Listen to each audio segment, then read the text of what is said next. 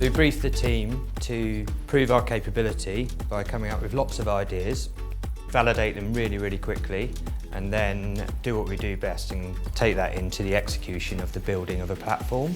We came up with about 150 ideas around trends and topics and themes that were close to our heart. Giving the team autonomy, they naturally landed on wanting to do a social value project, which is where ShareThyme was born. ShareThyme is a platform that pairs older people who love to cook with younger people who want to learn new recipes, forming meaningful connections through cooking.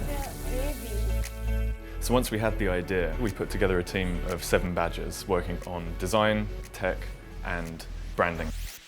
As the platform has developed, we've just iteratively improved, making the platform more effective and richer. By the end of the first week, we were able to get a fully functional platform together, and then the second week we focused more on the branding, the naming and the user experience, as both teachers and students were working their way through the website. The chosen idea resonated with all of us badgers, but of course when you're in a room, you have no idea what the outside world thinks of that idea. So it's very important to us that we went and tested the idea with the general public.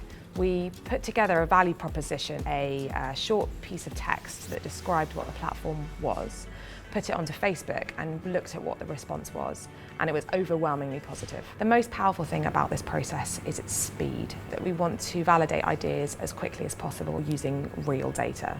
It provides a way of getting some fresh new thinking into new products and services. Ultimately, it decreases the risk of innovation. Absolutely love the project. Everyone I've shared it with seems to really love it too. And I think it proves Red Badger can take an idea all the way through to execution really quickly and be focused on doing the right thing, providing value, and that's why our clients love to work with us.